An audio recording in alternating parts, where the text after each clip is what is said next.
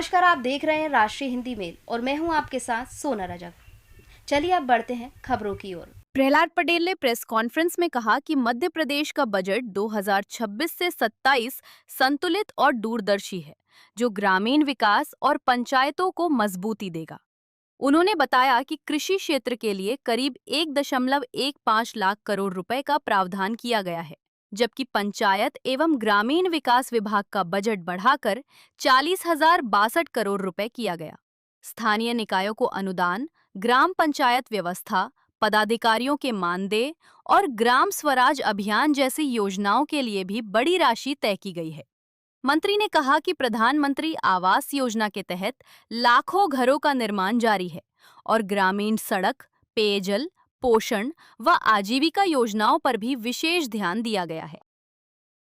जो कई जगह पर क्राइसिस आती है अचानक, उसके लिए उन्होंने 55 करोड़ रुपया अलग से रखा है। और जो क्षतिग्रस्त पुल पुलिया है उनके लिए 900 करोड़ का प्रावधान इसमें ऑलरेडी है। प्रधानमंत्री पोषण शक्ति, इसके लिए 1100 करोड़ है। लेकिन एक नई योजना लॉन्च हुई है जिसमें यशोदा दुग्ध प्रदाय योजना उसका नाम दिया है कि टेट्रा पैक दूध उपलब्ध कराया जाए, क्योंकि ये बहुत सारी कंट्रोवर्सी इसमें रही है। तो मैं हमेशा से माना कि मील बदलना चाहिए ताकि आइटम कम हो। आइटम इतने ऐसे हैं कि उसमें सदैव क्वेश्चन मार्क रहता है। अभी भी मैं इसी बात को मानता हूँ कि अगर ये योजना सफल होती है ट्रायल बेस, तो हमें कोई प्रधानमंत्री पोषण शक्ति में भी मील के आइटम कम करने चाहिए और हमें आगे बढ़ने चाहिए। इस पर भी हम लोग काम कर रहे हैं। प्रधानमंत्री पोषण शक्ति में रसोइयों का बहुत विवाद रहा है कि उनको पैसा कहाँ से होगा।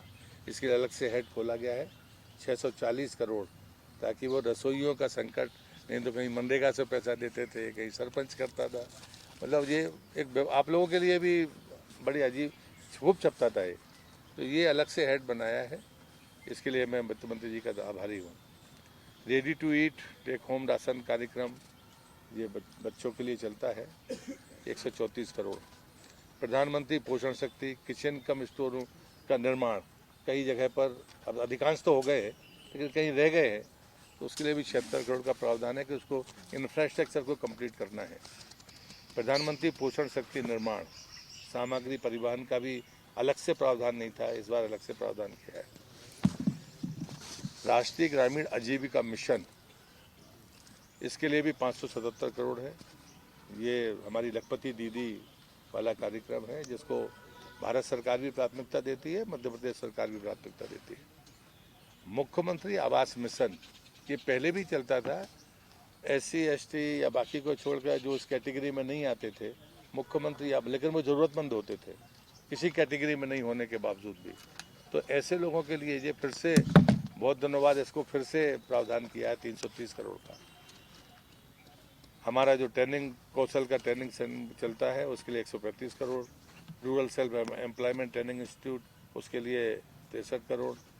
स्व सहायता समूह को अतिरिक्त ब्याज योजना, ये 2018 से की योजना है, इसमें 60 करोड़ रुपया इसके लिए भी है। मुख्यमंत्री वृंदावन ग्राम योजना, पिछली बार इसका अलॉटमेंट था, लेकिन ये दुविधा थी कि भाई हम इसको कैसे पूरा करेंगे।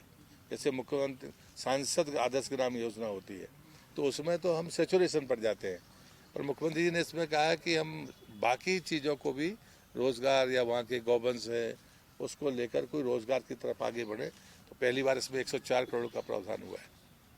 स्वच्छ भारत मिशन के लिए 400 करोड़। प्रधानमंत्री कृषि सिंचाई योजना वाटर सेट मिशन के लिए 300 करोड़। RES ग्रामीण यांत्रिकी सेवा के लिए 241 करोड़।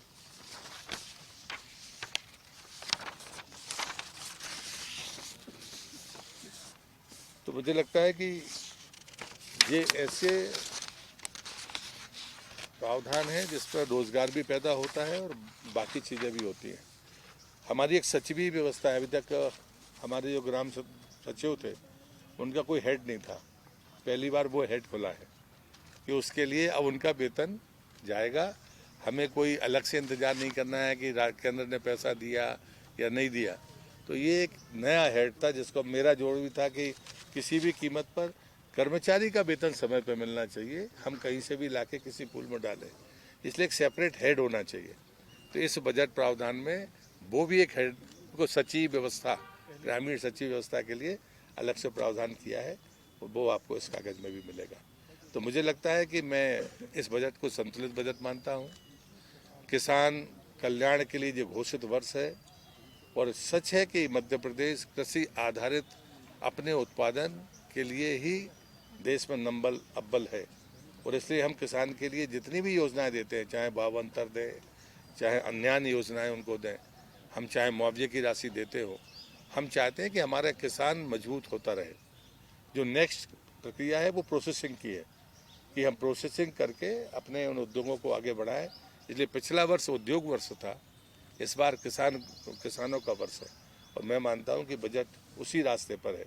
और ये जो रोड मैप है, ये रोड मैप माननीय प्रधानमंत्री जी के 2047 के विजन से मेल खाता है, कि जिस गति से भारत की अर्थव्यवस्था तेज गति से बढ़ रही है, प्रदेश की अर्थव्यवस्था भी उसी तेज गति के साथ बढ़नी चाहिए। इसलिए हमारा जो स्पान है हमारी अर्थव्यवस्था का, वो 18 लाख करोड़ तक पहुंच गया है। ये हमारे लिए गर्व की बात है, और अगला वर्ष हम निश्चित चाहेंगे कि वो उससे ऊपर जाए। और इसलिए मैं फिर से वित्त मंत्री जी का और मुख्यमंत्री जी का आभारी हूँ। उन्हें ग्रामीण विकास, पंचायत और श्रम विभाग को इतनी पर्याप्त राशि दी है, हम और भी बेहतर काम कर पाएंगे। सर, विपक्ष बात यहाँ